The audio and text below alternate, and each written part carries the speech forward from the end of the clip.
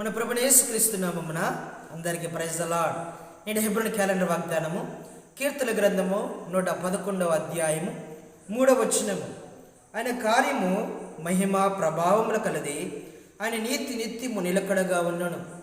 ఈ ఉదయకాల సమయంలో దీని వాగ్దానము, దేవుని స్వరము మన కొరకై వినిపిస్తూ ఉన్నాడు.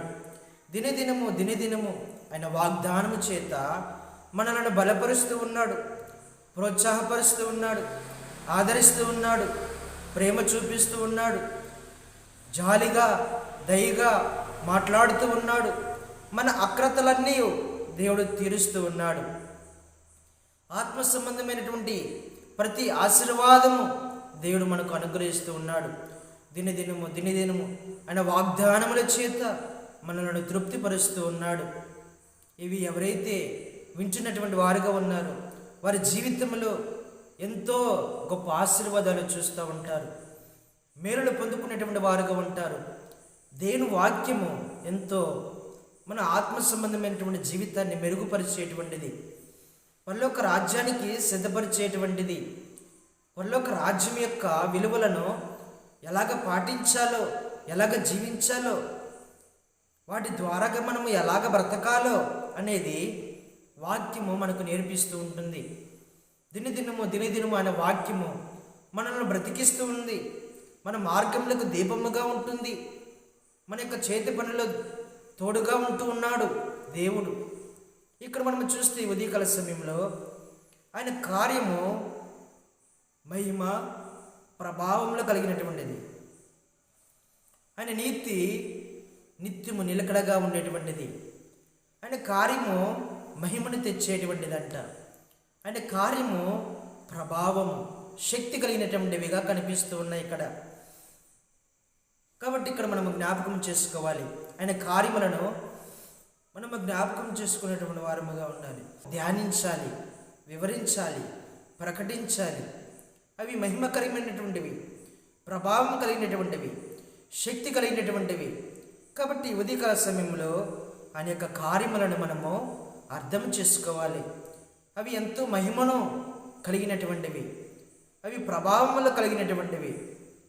కాబట్టి ఇక్కడ మనము చూస్తే 111వ అధ్యాయము 2వ వచనంలో, యెహోవా క్రియలు గొప్పవి, వాటి యందు ఇష్టం గల వారందరూ వాటిని విచారించుదురు.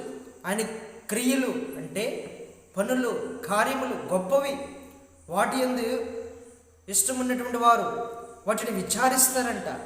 దేవుని కార్యముల గురించి విచారణ ఉండాలి, జ్ఞాపకము తెచ్చుకోవాలి.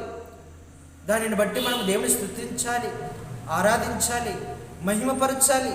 దేవుని కార్యములను మనము అలాగా అర్థం చేసుకోవాల్సినటువంటి వారముగా, ఇష్టము కలిగినటువంటి వారముగా, భక్తి కలిగినటువంటి వారముగా, ప్రేమను కలిగినటువంటి వారముగా ఉండాలి. ఆయన క్రియలు గొప్పవి, అవి ఎంతో ఆశ్చర్యపరిచేటువంటివి. కాబట్టి వాటిని మనము ఇష్టపూర్వకముగా, ఇష్టమైనటువంటి వారముగా, విచారణ కలిగినటువంటి వారముగా ఉండాలి. ఇక్కడ 111వ అధ్యాయము 4వ వచనంలో, ఆయన తన ఆశ్చర్య కార్యములకు జ్ఞాపకార్థ సూచనను నియమించి ఉన్నాడు. యెహోవా దయాదాక్షిణ్యపూర్ణుడు, మన దేవుడు దయాదాక్షిణ్యపూర్ణుడు. ఆశ్చర్య కార్యములను జ్ఞాపక సూచనగా నియమించి ఉన్నాడు. మన కొరకు ఎన్నో ఆశ్చర్యమైనటువంటి కార్యాలు చేస్తూ ఉన్నాడు. దినదినము ఎన్నో కార్యాలు చేస్తూ ఉన్నాడు. మనం ఉదయం మొదలుకొని రాత్రి నిద్రపోయేంత వరకు కూడా ఎన్నో ఆశ్చర్యమైనటువంటి కార్యాలు, వాటిని జ్ఞాపక సూచనగా నియమించినాడు. వాటిని మనము జ్ఞాపకము తెచ్చుకొని దేవుని స్తుతించి ఆరాధించేటువంటి వారముగా ఉండాలి. తర్వాత చూస్తే 7వ వచనములో, 111 7వ వచనంలో, ఆయన చేతి కార్యములు సత్యమైనవి, న్యాయమైనవి, ఆయన శాసనములన్నీ నమ్మకమైనవి. చూడండి, ఆయన చేతి కార్యములు స్పష్టమైనటువంటి, ఆయన చేతి కార్యములు ఎలాంటివి అంటే సత్యమైనటువంటివి, నమ్మకమైనటువంటివి, న్యాయమైనటువంటివి.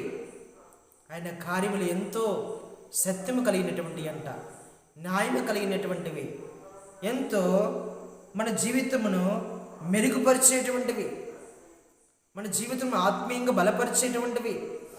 మనము పక్షపాతము కలిగినటువంటి వారముగా ఉంటాము. కానీ దేవుడు నీతిగా ఉండి నిత్యము నిలకడగలిగినటువంటి పరిపాలన చేసేటువంటి వాడు. ఆయన వాక్యము నమ్మకమైనటువంటిది, ఆయన శాసనములు నమ్మకమైనటువంటివి, ఆయన యొక్క చేతి కార్యములు సత్యములు న్యాయమైనటువంటివి. పక్షపాతం ఉండదు. ఒకరికి ఒకరిలాగా మరొకరిలాగా ప్రేమించేటువంటి దేవుడు కాదు. అందరిని సమానముగా ప్రేమించేటువంటి వాడు. ఆయన సత్యము కలిగినటువంటి దేవుడు. నేనే మార్గమును సత్యమును జీవమును అని అంటూ ఉంటాడు.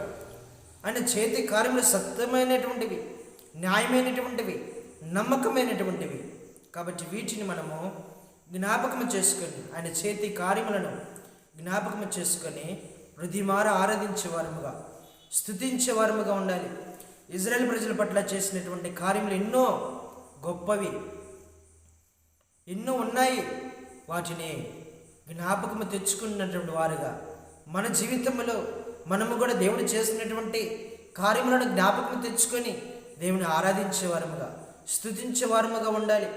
తర్వాత చూస్తే ఆయన నీతి నిత్యము నిలకడగా ఉంటుందంట. మన దేవుడు నీతిమంతుడు. కీర్తన గ్రంథము 11:7 యెహోవా నీతిమంతుడు, నీతిని ప్రేమించేటువంటి వాడు, యథార్థవంతులైన ముఖదర్శనము చేసేదరు. 116:5 ఆయన నీతి కలిగినటువంటి దేవుడు, దయాదాక్షిణ్యము కలిగినటువంటి దేవుడు, వాత్సల్యత కలిగినటువంటి దేవుడు అని మనము చూస్తూ ఉంటాము. నీతి కలిగినటువంటి దేవుడు, యథార్థత కలిగినటువంటి దేవుడు. మన దేవుడు నీతిని ప్రేమించేటువంటి వాడు. అందుకని ఆయన నీతి నిత్యము నిత్యము నిత్యము నిలకడగా ఉండేటువంటిది. నిత్యము అది స్థిరమైనటువంటిది, కదలనటువంటిది కాదు. అది స్థిరమైనటువంటిది, అది శాశ్వతమైనటువంటిది. నీతి కలిగినటువంటి దేవుడు నీతిని ప్రేమించేవాడు. నీతిమంతుల బిడ్డలను ప్రేమించేటువంటి వాడు. నీతిమంతు బిడ్డల యొక్క క్షేమమును చూసేటువంటి వాడు. నీతిమంతుల యొక్క బిడ్డలను ఆశీర్వదించేటువంటి దేవుడు, దీవించేటువంటి దేవుడు, నీతిని ప్రేమించేటువంటి దేవుడు. నీతిగా ఎవరైతే ఈ భూమి మీద బ్రతుకుతూ ఉంటారో వాడిని దేవుడు ప్రేమిస్తాడు, ఆశీర్వదిస్తాడు, దీవిస్తాడు. ఆయన వాడిని బిడ్డలుగా అంగీకరిస్తాడు. ఇక్కడ మనము చూస్తే నీతి కలిగినటువంటి దేవుడు, ఆయన నీతి నిత్యము నిలకడగా ఉంటుంది. అలాగా నీతిని ప్రేమించే వారముగా ఉండాలి. నీతిమంతులముగా బ్రతికేటువంటి వారముగా ఉండాలి. నీతి కొరకై బ్రతికేటువంటి వారముగా ఉండాలి. నీతిగా జీవించేటువంటి వారముగా ఉండాలి. నీతిమంతుడు బిడ్డలము కాబట్టి నీతిని మనము ప్రేమించే వారముగా ఉండాలి. రోమపత్రిక 6వ మనము 13, 12 చూస్తే మీ అవయవాలను నీతి సాధనాలుగా ఉపయోగించుకుని. ఆయన నీతిని ప్రేమించేవాడు కాబట్టి మన అన్ని అవయవాలన్నీ నీతిగా ఉండాలి. మన చూపులు, మన నోరు, మన యొక్క అవయవాలన్నీ నీతిగా ఉండాలి. నీతిని ప్రేమించే దేవుడు కాబట్టి నీతిగా ఉండాలి. ఎందుకని ఆయన నీతి నిత్యము నిలకడగా ఉంటుంది. దీనిని బట్టి మనం పరలోక రాజ్యానికి వెళతాము. ఆయన పరిపాలన నీతి కలిగినటువంటిది, సత్యము కలిగినటువంటిది, న్యాయము కలిగినటువంటిది. కాబట్టి తద్వారాగా మనము న్యాయముగా, నీతిగా, సత్యముగా బ్రతికితే పరలోక రాజ్యానికి వారసులుగా ఉంటాము. నీతి లేకుండా, యథార్థత లేకుండా, ఇష్టానుసారముగా బ్రతికితే ఆయన యొక్క పరిపాలనలో మనము నిత్య నరకానికి పోయేటువంటి వారముగా ఉంటాము. ఆయన నీతిని ప్రేమించేవాడు కాబట్టి ఉదయకాల సమయంలో నీతి కలిగినటువంటి బిడ్డలముగా ఉండి ఆయన కార్యములను జ్ఞాపకం తెచ్చుకొని ఆరాధించేవారముగా, స్తుతించేవారముగా, గణపరిచేవారముగా ఉండాలని దేవుడు అంటున్నటువంటి మాటలు తన స్వరమును మన కొరకే వినిపిస్తున్నాడు. ఇలాగ మనం జ్ఞాపకం చేసుకొని దేవునికి అడుగు జాడలలోనికి వెళ్ళేటువంటి వారముగా ఉండాలని దేవుడు అలాగ మనలను బలపరుస్తూ ఉన్నాడు. తన వాగ్దానము చేత మనలను బలపరుస్తూ ఉన్నాడు, ఆదరిస్తూ ఉన్నాడు. నీతిగా బ్రతకాలని ఆయన కార్యములను గురించి జ్ఞాపక సూచనగా పదే ఆరాధించేవారుగా, స్తుతించేవారుగా ఉండాలని మాట్లాడుతున్నటువంటి మాటలుగా ఉంటూ ఉన్నాయి. వీటిని మనం జ్ఞాపకం చేసుకొని దేవుడు చెప్పేటువంటి స్వరమును విని అడుగు జాడల్లోనికి వెళ్ళేటువంటి వారముగా ఉండాలి.